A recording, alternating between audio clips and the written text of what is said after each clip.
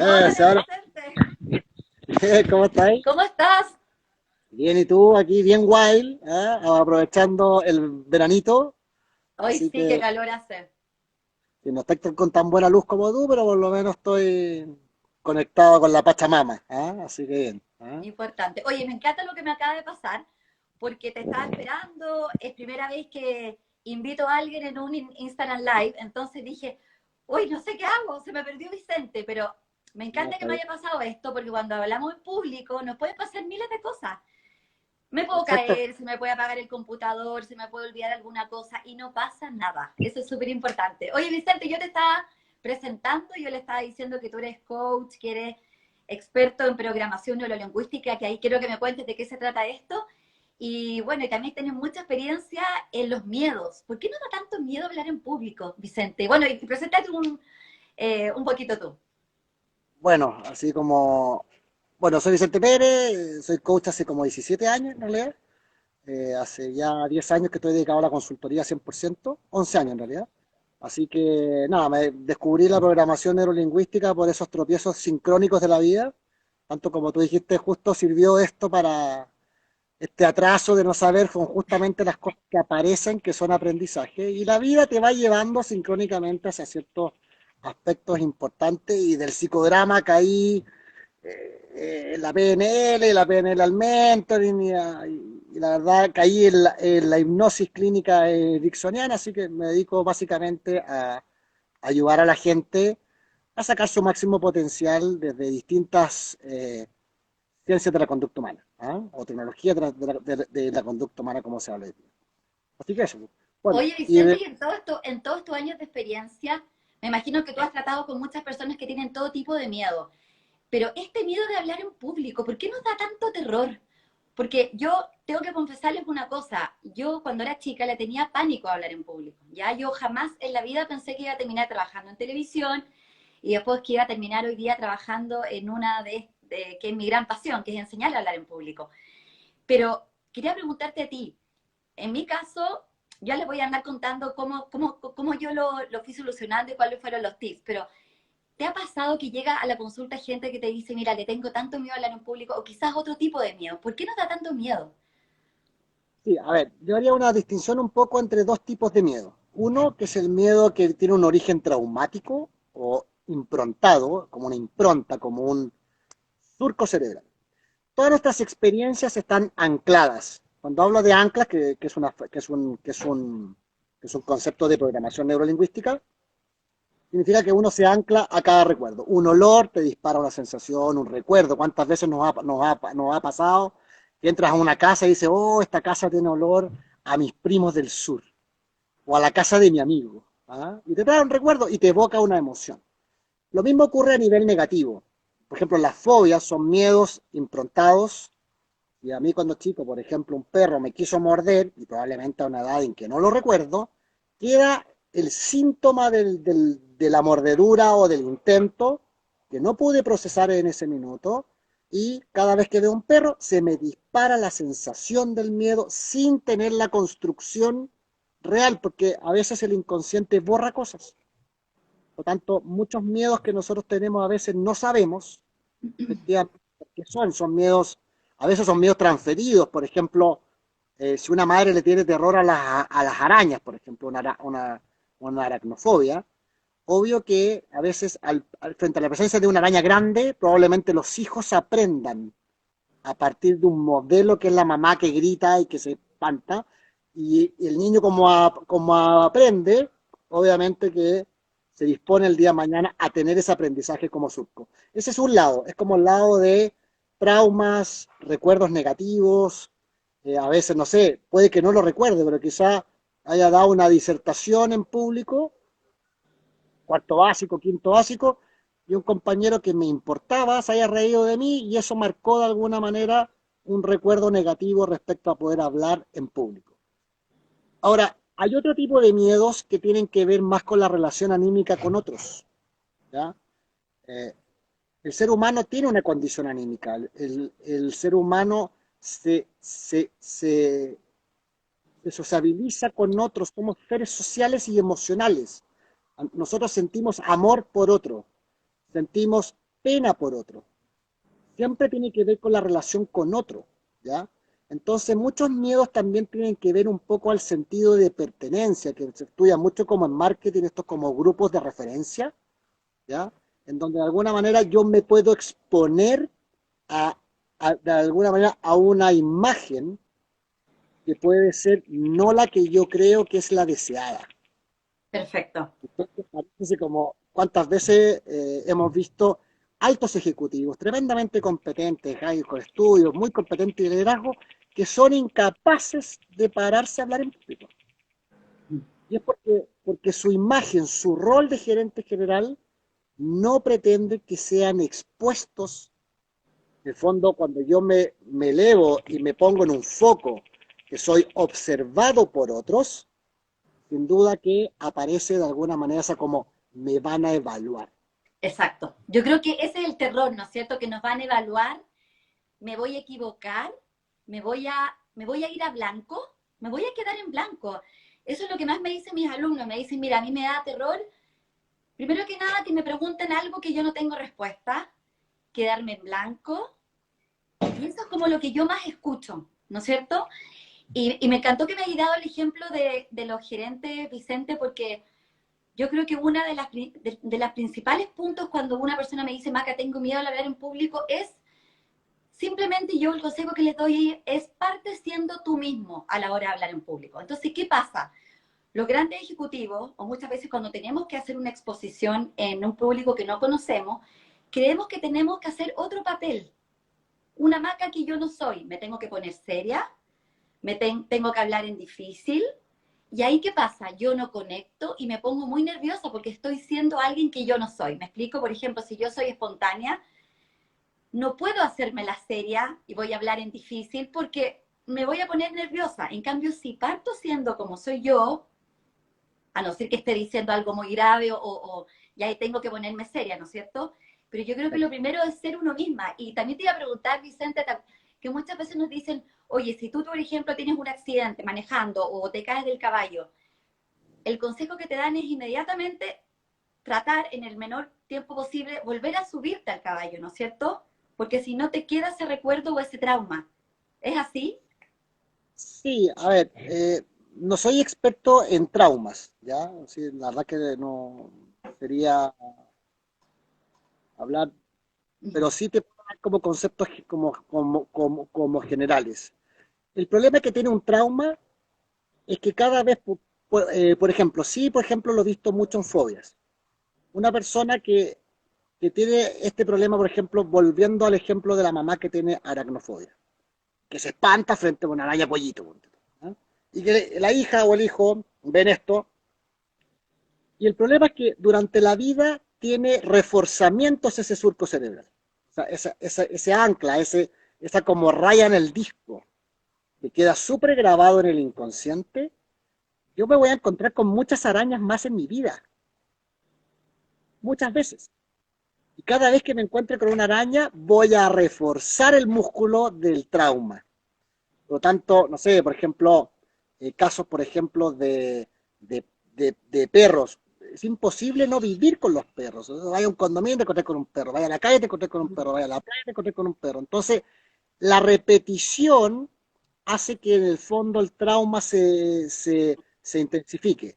Efectivamente, y aquí como que la teoría me cuadra con lo que tú me dices, porque si yo tengo 50 años y recién a los 50 años me vengo a tratar una fobia, es probable de que tenga tantas repeticiones y ya sea una fobia tan a nivel del inconsciente que sea más difícil poder resolverla. Porque la fobia es el recuerdo grabado. Tenía 5 años con la araña, pero no tengo el recuerdo, sí tengo el síntoma. Entonces, cada vez que veo una araña, aunque tenga 50 años, disparo el recuerdo de la araña de los 5 años. Entonces, a eso se trata mucho, tanto con PNL como con hipnosis. La hipnosis es volverte a ese momento para que yo, por ejemplo, te haga ponerte ahí como Macarena.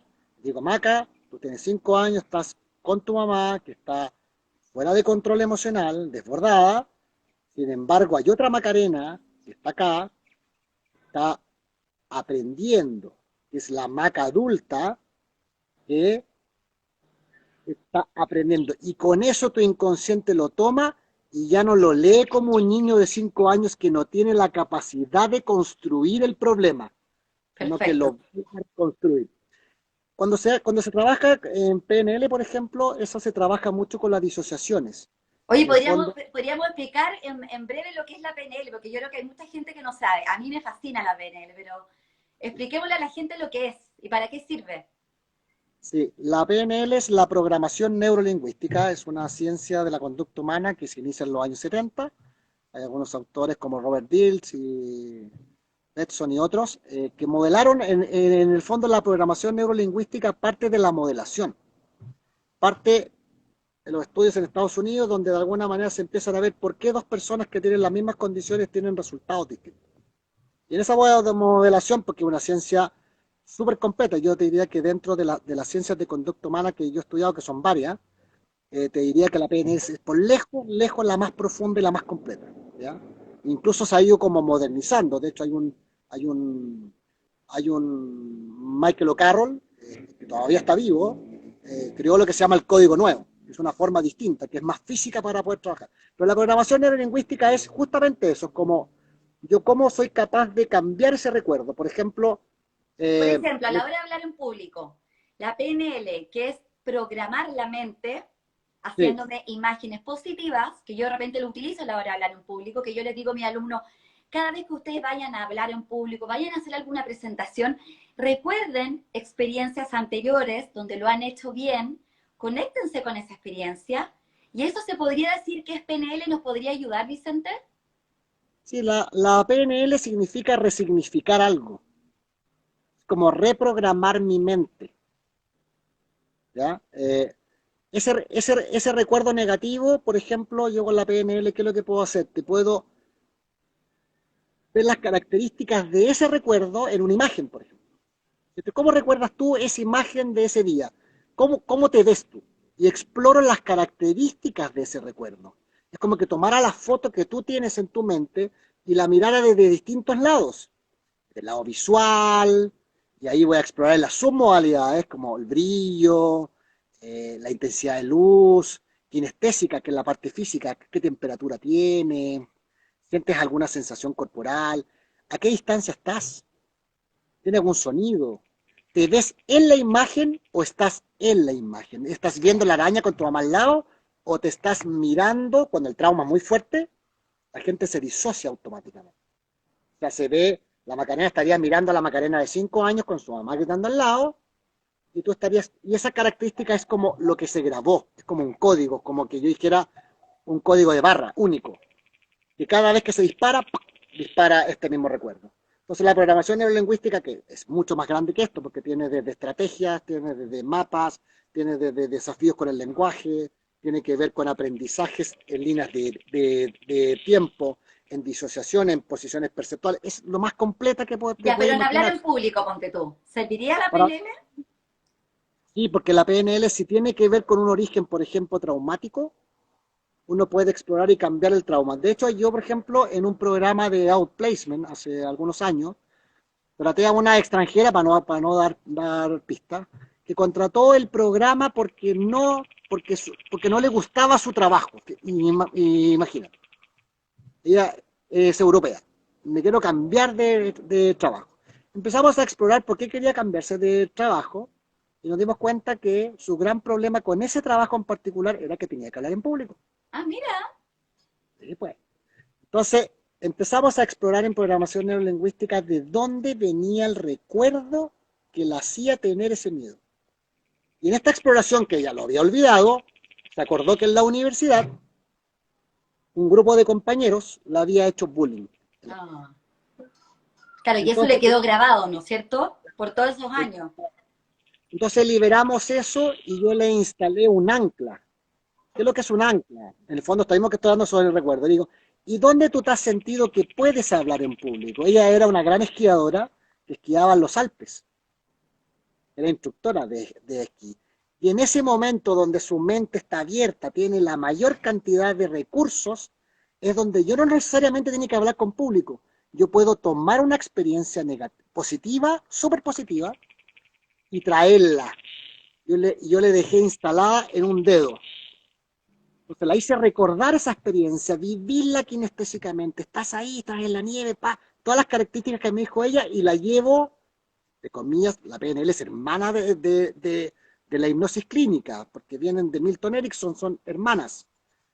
Y ahí tú en el fondo le instalas el recurso. Y cuando la persona va a hablar en público, sin, es súper piola tocarse un dedo, entonces la verdad es que es como bastante adecuado, no es que yo te diga, oye, me voy a poner la mano justo acá, entonces en la mitad, No, te yo voy a había dar el... escuchado ese sistema, porque a mí, por Sí, ejemplo, les tengo que contar, bueno, todos los que me conocen, algunos que me conocen saben que le tengo mucho miedo a andar en avión, ¿ya? No es una fobia, porque yo, a pesar del miedo, me subo al avión y viajo, ¿ya? Bueno, hace mucho tiempo que no viajo, pero me da miedo. Y yo me acuerdo, y también hago esta analogía con hablar en público, que en los periodos en que más viajaba y más me subía al avión, me iba relajando, ¿ya? Me iba tranquilizando. ¿Y por qué lo digo esto?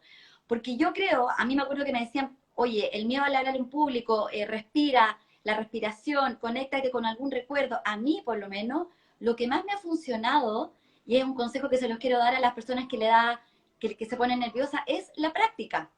Mientras tú más practicas, más tranquilo te vas a sentir al hablar en público.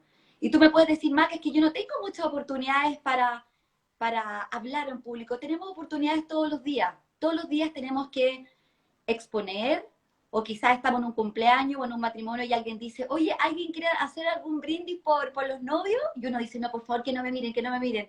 No quiero hablar. Y esas oportunidades uno tiene que ir soltándolas, aprovechándolas.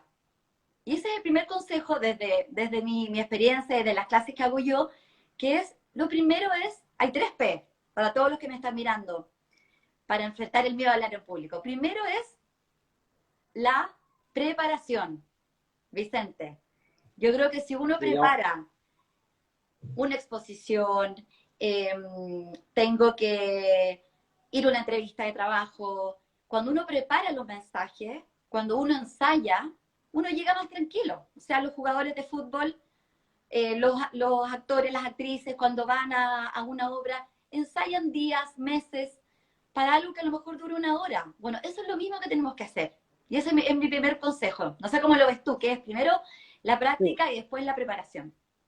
sí, es súper importante. Bueno, para cerrar el tema con esta extranjera, efectivamente, no se cambió de trabajo, trabajaba en un laboratorio internacional, y una de mis grandes alegrías que me mandó, al mes después me mandó un video de ella en una exposición en Brasil con 250 personas dando una charla sobre medicina. Y No te fue creo. como, esto funciona. ¿Eh? Y respecto a lo que tú me dices, es súper interesante porque fíjate que dentro de la programación neurolingüística se asumen algunas presuposiciones. Una presuposición es una afirmación que tiene una verdad entre comillas universal, que es como, no, es como una verdad media universal como que no se discute. Y una de ellas es, si usted quiere aprender, practique. Entonces la práctica tiene que ver mucho con la competencia inconsciente. Yo, por ejemplo, cuando preparo gente en los programas de outplacement, el gran problema que tienen es la entrevista. No es ni el currículum, ni las referencias laborales, es la entrevista, ahí es donde tú te juegas el 60-70%. Sí. Entonces, yo creo que le digo, ordenemos un bloque, hablemos en bloque, ordena tu discurso, pero debes practicarlo de esta semana a la otra al menos 100 veces. ¿En En serio? ¿100 corto, veces? en largo, en profundo, en resumido. Ahí me acordé de ti, del elevator pitch. La frase corta, mirarlo desde todos los lados. ¿Por qué? Porque tiene que ver cuando tú practicas algo, automáticamente tu mente inconsciente accede a eso. ¿Qué pasa? Vamos a hablar un poquito sobre los hemisferios. Vamos a ¿Ya? hablar en generales teóricos sobre programación neurolingüística. Y aquí se van a acordar probablemente de la serie Lie to Me, Miénteme si puedes. ¿Te acuerdas de esa serie antigua que antes de Netflix, probablemente en el cable, que era un agente de la CIA que era experto en programación neurolingüística, que se llamaba Miénteme si puedes, porque el gallo veía a los asesinos y sabía lo que estaban pensando. Y Ah, tiene que ver mucho mira. tiene que ver mucho con las pistas oculares, o sea, como con los ojos en el fondo, ¿ya?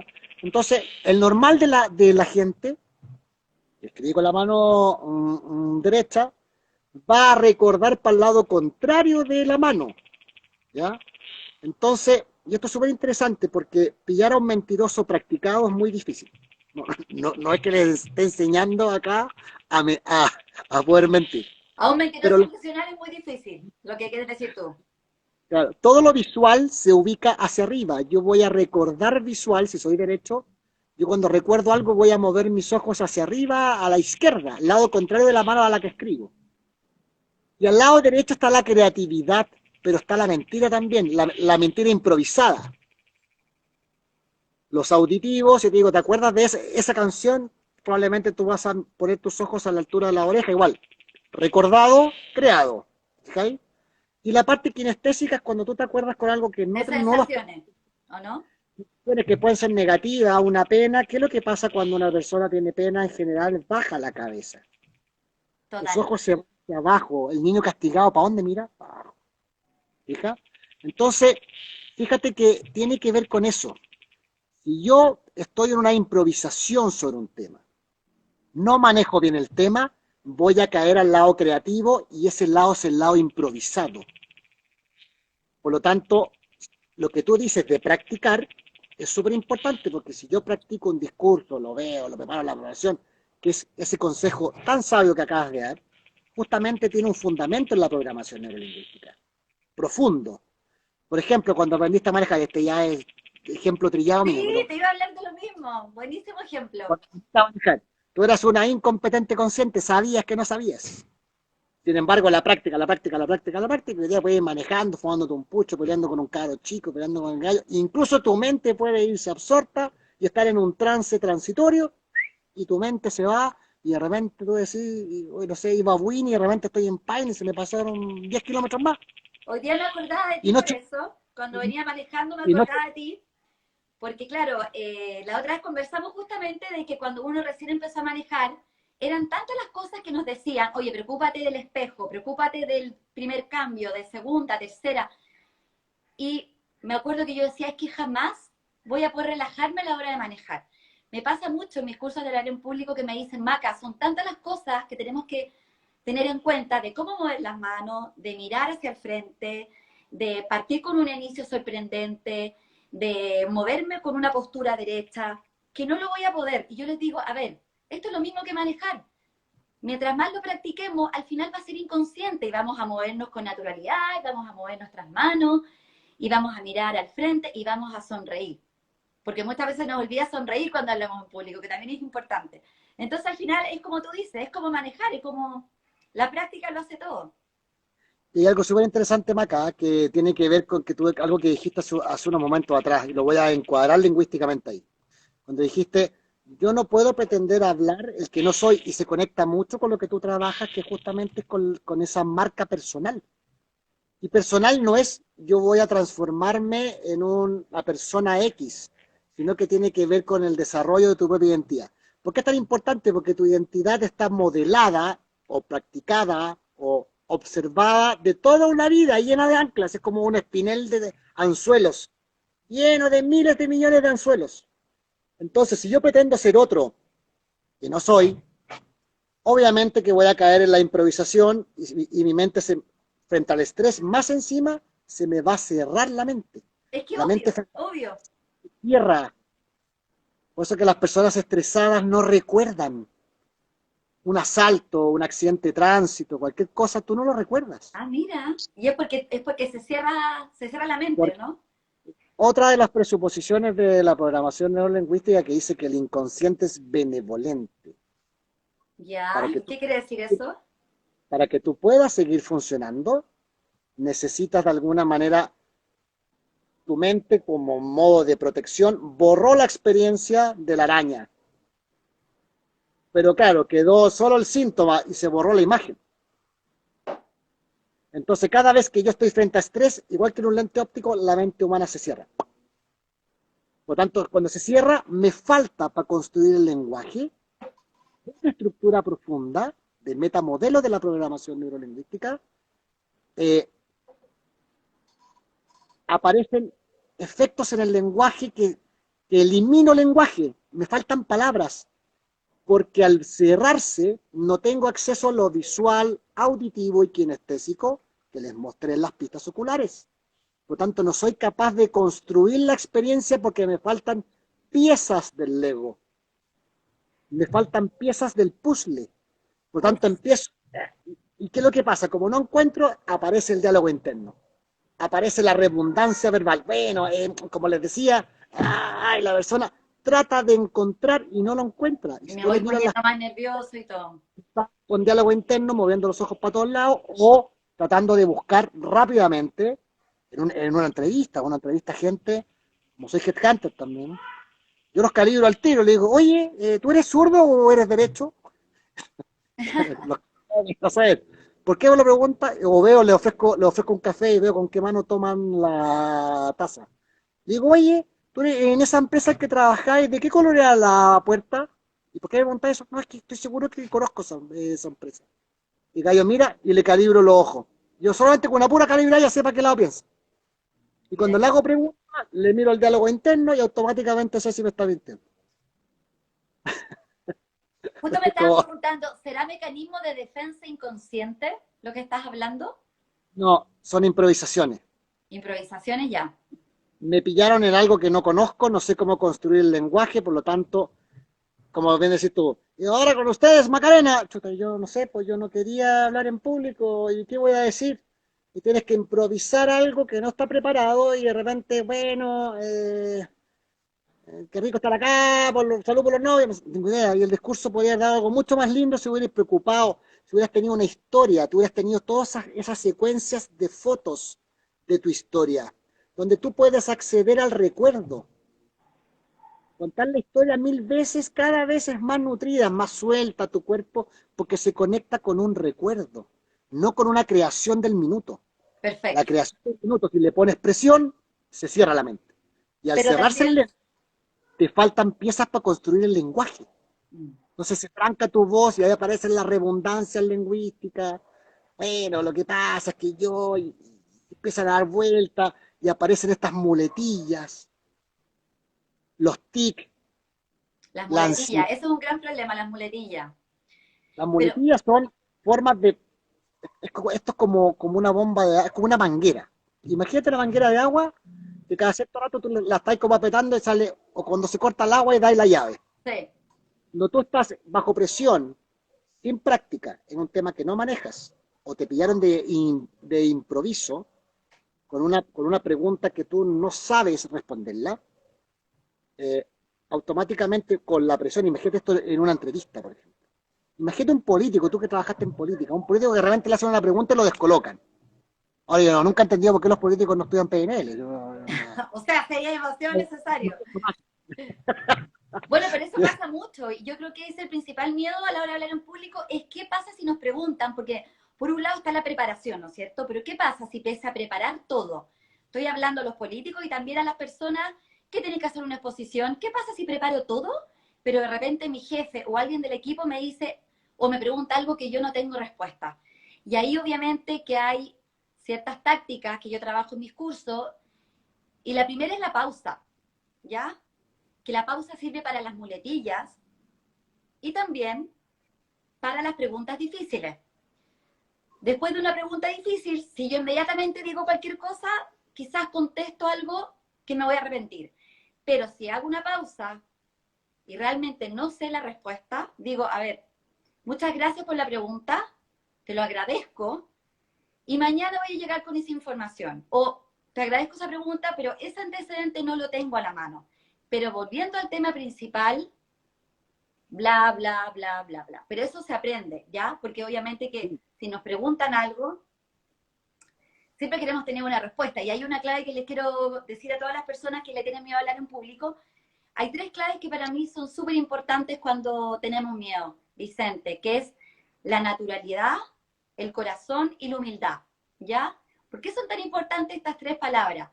Porque me puedo caer, se me puede en este momento apagar la luz, o me puedo quedar sin sonido, y con la naturalidad, ¿qué pasa? Salgo el paso, ¿no es cierto? Me acuerdo que hace muchos años una política muy importante estaba dando una conferencia y apareció en la calle un chico corriendo y le dio un beso, ¿ya? Ella muy espontánea y le dijo, oye, muchas gracias, me subiste el ánimo. Y siguió dando la entrevista y fue muy divertido.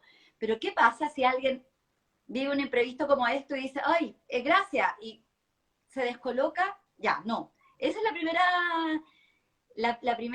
primer secretillo, la naturalidad, después la humildad, porque si nos preguntan algo que yo no sé, yo no tengo por qué tener todas las respuestas. Obviamente que sí, yo soy un político y tengo que tener una respuesta que es demasiado esencial para ese día. Lo ideal, obviamente, es tenerlo, ¿no es cierto? Pero hay cosas que se van a escapar. Y yo puedo decir calmadamente y con humildad, no tengo esa respuesta, pero te lo agradezco. Y sigues tu intervención. Y después, la última, es el corazón, porque cuando hablamos en público tenemos que ponerle corazón, y el corazón es como tú decías, Vicente, con una bonita historia, partir con una historia, tener preparada, emocionar al resto, mirar a los ojos, sonreír. Esas tres cosas son claves para enfrentar el miedo a hablar en público. Sí, eso, lo de la pausa es súper interesante, ¿ah? Porque de alguna manera te permite cambiarte de hemisferio. ¿Ya? ¿Cómo es eso? Sí, porque si estoy en la improvisación rápido, estoy en la improvisa. De hecho, por ejemplo, ¿por qué dicen que la mentira tiene patas cortas? Típica Porque si frase. tú le haces una pregunta tras otra, lo pillas, porque no hay pausa. Es verdad, es verdad. Porque no tenéis tiempo para pensar. Me atrasé porque me junté con amigos. ¿Con qué te juntaste? Con Carlos. ¿En dónde te juntaste? Ahí en un local en Tate. Y las pistas oculares son claves. O sea, de aquí ahora, no, por favor no se pongan a interrogar a sus maridos, pobres maridos, o a sus mujeres. Se nos va a generar, este live, la idea es que tenga una orientación al pensamiento positivo, ¿ya? Pero tiene que ver justamente con eso. Entonces, una pausa genera el momento en que yo paso de un hemisferio creativo a un hemisferio más recordado. Es muy poderosa la pausa. Sabes que a mí me ¿Sí? pasaba mucho porque yo hablo muy rápido y me pasaba que hace mucho tiempo tenía muchas muletillas y empecé a utilizar la pausa y es un recurso maravilloso y además no solamente para las muletillas, sino también para darle un mayor significado a lo que voy diciendo. Cuando tú como orador quieres darle importancia a una idea o quieres crear expectación por lo que vas a decir, una pausa es maravilloso. Exactamente. Sí, no, no, lógico. De hecho, yo también hablo súper rápido. Eh, Somos pero dos. cuando hago terapia, curiosamente hablo lento, porque me pongo en ese rol. Llevo tantos años haciendo esto que la verdad es que me sale súper alto. Si yo entro a mi oficina, me siento en la posición y me anclo, de nuevo, me pongo en el modo terapia. Y ese modo terapia tiene un lenguaje más pausado, con más énfasis, fija. Claro. Incluso ocupo palabras como el cachai, me lo saco y ocupo el te fijas, que tuve que practicarlo, ¿ah? Y ahí De está nuevo la volvemos a presupuestación la práctica. de la práctica, porque me acuerdo que uno de los primeros talleres que hice sobre liderazgo, comunicación efectiva, una ex socia me dijo, oye, el cachai se te sale, pero súper simpática todo, pero el cachai se te salió 80 veces. Ya. Demasiado muletilla, te dijo.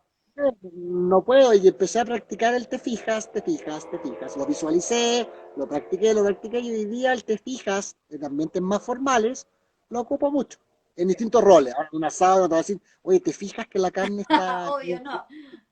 Ahí Va a volví al sonar cachai. En el asado el cachai. como veo, como demasiado intelectual, decirte, ¿te fijas que la percepción de ese pedazo de carne? ¿Ah? No, pues. Oye, el otro día me pasó una anécdota que se las quiero contar. Estaba haciendo, Vicente, un taller para altos ejecutivos. Fue alrededor de hace un mes, ¿ya? El taller se trataba de hablar en público. Eran altos ejecutivos que estaban buscando nuevos desafíos laborales. Era un all placement, lo que tú trabajabas, ¿ya? Yo preparé toda esta No, presentación, no, era, ¿ah? no, ellos no manejan PNI. no lo manejaban. Bueno, resulta que preparé el taller, era hablar en público, y yo dije, bueno, eran altos ejecutivos que habían trabajado en puestos muy altos en empresas, y yo dije, voy a sacar todo lo que es el tema del miedo a hablar en público y de la importancia de hablar en público, porque yo lo di por hecho de que obviamente esas personas lo tenían más que claro. Entonces hice una presentación mucho más sofisticada, más de cómo construíamos el discurso, cómo llegábamos al público, etcétera, etcétera. Cuando llevábamos como en la mitad de la presentación, les hice hacer un ejercicio en pareja, ¿ya? Por Zoom. ¿Y cuál fue mi sorpresa, Vicente? Cuando después que yo dije, bueno, vamos a hacer un ejercicio, después la idea es que lo mostremos entre todos nuestros compañeros, porque ellos se conocían todos, eran alrededor de 50 personas. Oye, pasó esto y instantáneamente se fue la mitad del grupo, te juro, ¿ya? Y después, hablando con el gerente, me dijo, oye, Maca, mira, esto es terrible, porque tú les dijiste que hicieran un ejercicio y ellos pensaban que lo iban a tener que disertar, exponer, y se aterrorizaron tanto que se fueron. ¿Y cómo se enfrenta a esto? Me dijo él, porque, oye, son gallos súper ejecutivos, profesionales, se conocen entre ellos, y ahí me vino a la mente el tema de que hablar en público, exponernos, enfrentar los miedos, es algo que nos pasa a todos, Vicente. Y eso el primer consejo que también, uno de los consejos que también quiero dar es, si tú te pones nervioso, a ver, es un estado natural, es un estado natural. La diferencia es que eso no te paralice, ¿no es cierto? Y es como el ritmo, ¿ah? Es como cuando tú partes. Bueno, respecto a ese mismo tema, que también puse un ejemplo más o menos parecido en el principio, tiene que ver justamente con esta como exposición, sobre todo en grupo, porque no creo que los 50 han sido 50 gerentes, todos del mismo nivel. Y si se conocían entre ellos, probablemente los roles son distintos, probablemente hayan los directores. Sí, es verdad, era como una mezcla. Y fíjate que al nivel más alto, no sé si quería exponer en público un ejercicio donde quizás no se manejaba Es y verdad. se le cierra la mente. En el fondo, el pánico, de hecho, hay ciertas partes del ser humano que tú no sabes cómo vas a responder. Hay una famosa ventana que se llama la ventana de Johari, que es de Joseph y Harry, que son dos autores estadounidenses, y uno de sus cuadrantes que hablan cómo el ser humano se mueve en distintos comportamientos, tiene una parte que se llama el yo desconocido. Y es súper interesante porque el yo desconocido es cómo voy a reaccionar yo a algo que no conozco. ¿Es como el Dios secreto en esa ventana? No, el yo Ah, no, pero secreto ese tiene que... está abajo, ya. Sí, son los dos cuadrantes que están abajo. El yo secreto o el yo oculto. Todos los seres humanos tenemos un lado, una agenda secreta. Por ejemplo, una persona que quizá es clasista, no va a decir en esa junta de 50 gerentes que él es clasista. Jamás. O, no sé, estoy parado en un lugar, no estoy hablando sobre mí, voy a disociarlo en un tercero. Una persona, por ejemplo, que tiene, no sé, tiene alguna aprehensión respecto a ciertos movimientos sociales. Va a ser súper genérico e indirectivo. ¿Ah? La persona no se le ocurriría decir hoy día, oye, esos gallos había que eliminarlos a todos. Jamás. Aunque lo piense y lo sienta. En el fondo ese yo oculto esconde cierta parte de la identidad que tiene que ver un poco con el miedo. Porque finalmente las rigideces también son miedos. Mm. Las personas, por ejemplo, que son fanáticas de algo, políticas, religiosas, esconden miedos.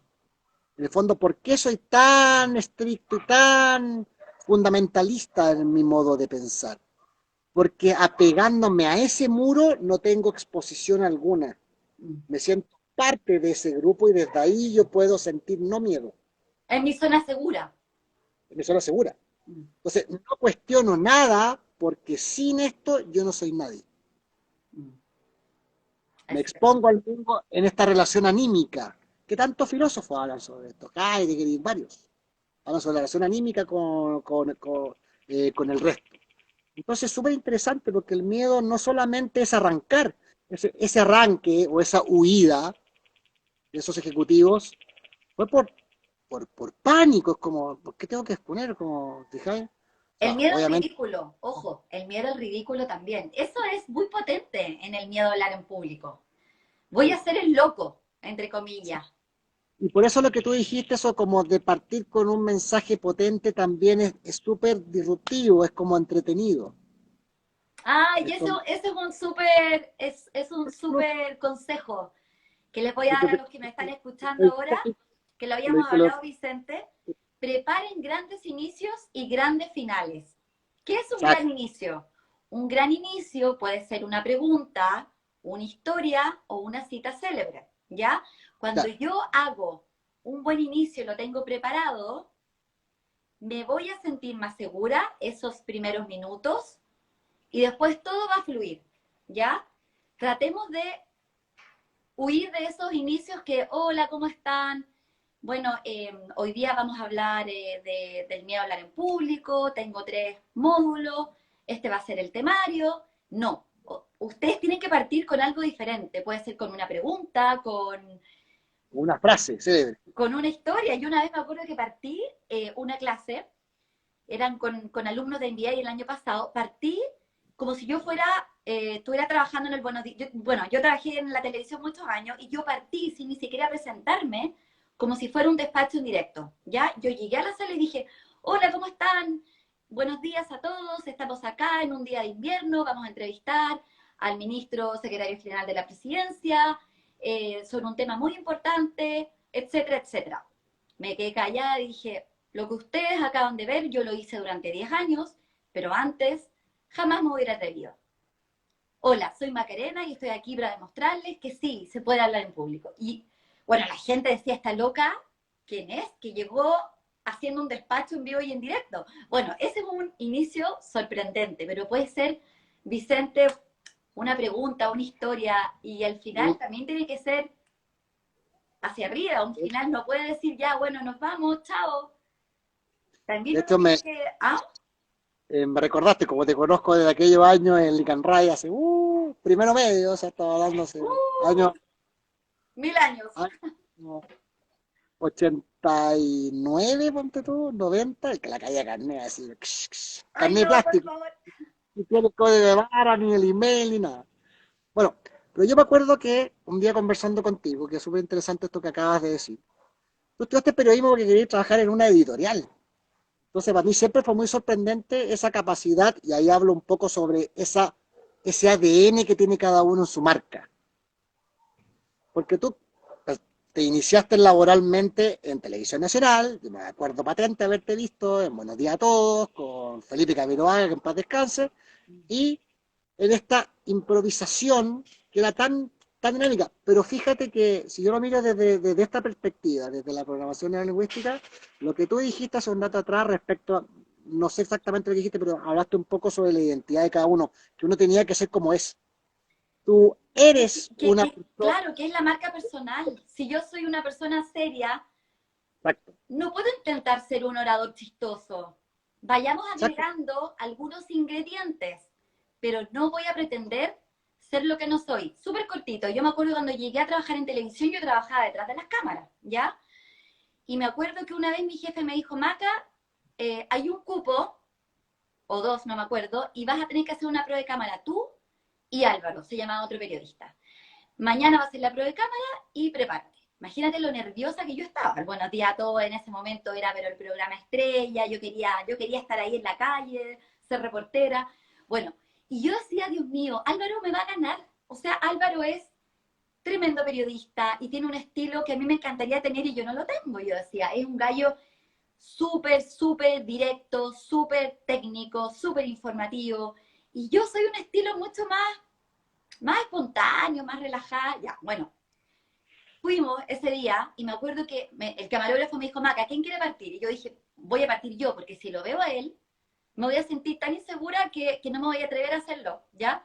Bueno, lo hice yo, con mi estilo, era un caso de unas personas que tenían un problema en sus edificios, yo tenía que entrevistarlos. Después partió él, lo hizo él, y yo dije, ¡ay, no, se les seco! O sea, es que es obvio que yo no voy a quedar, es obvio. ¿ya? Y los dos trabajamos en el programa, pero los dos trabajamos detrás de las cámaras.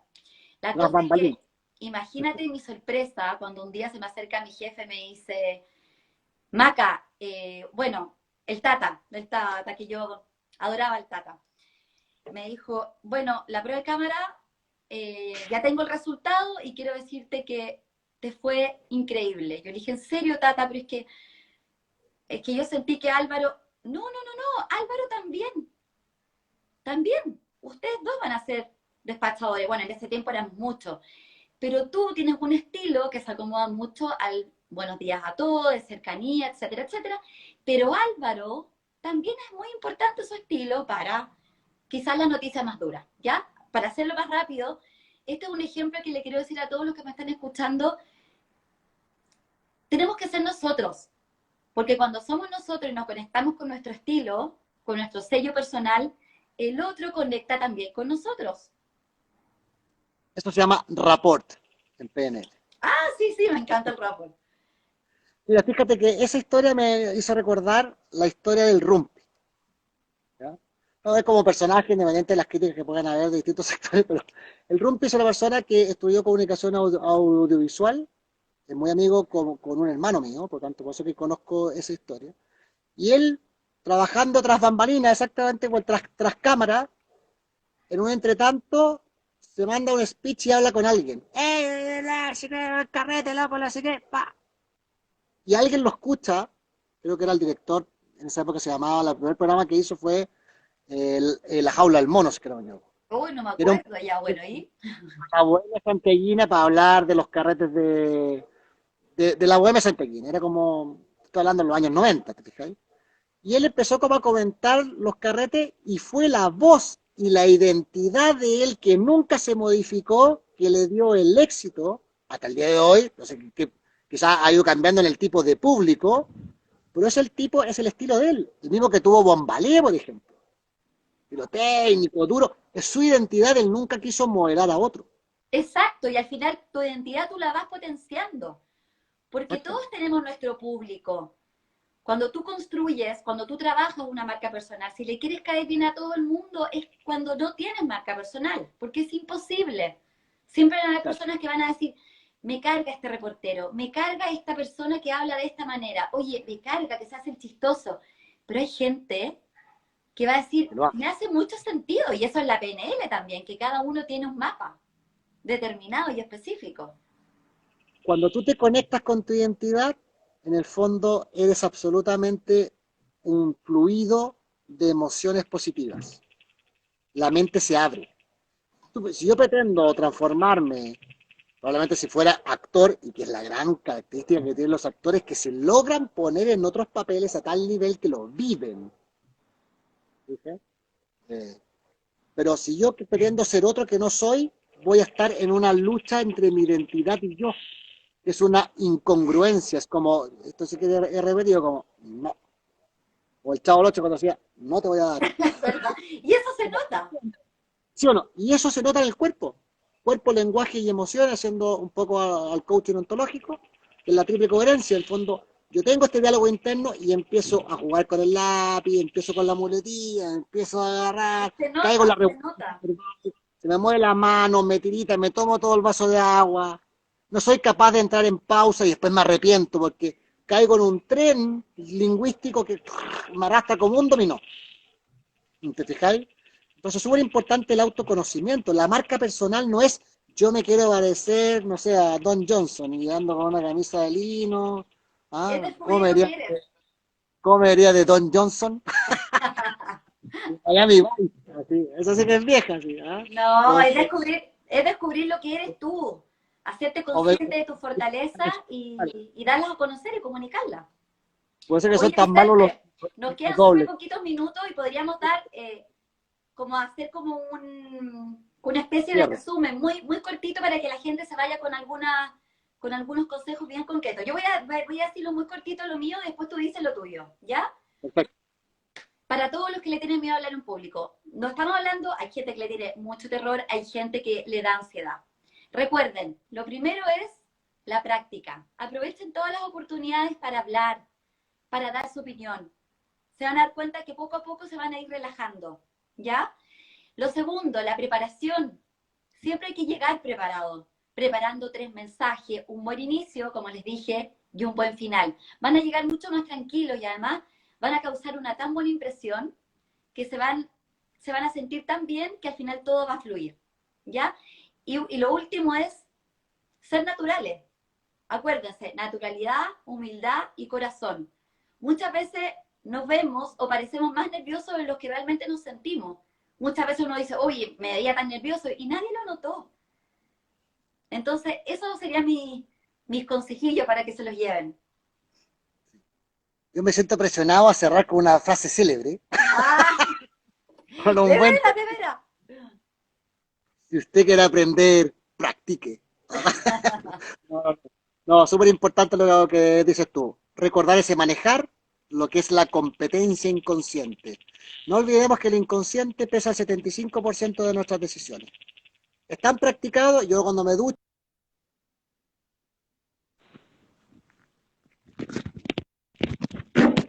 Uy, se nos fue Vicente. aquí estoy, espérate. Vicente, estamos Acá, esperando tu frase célebre. aquí. Sí. La frase célebre.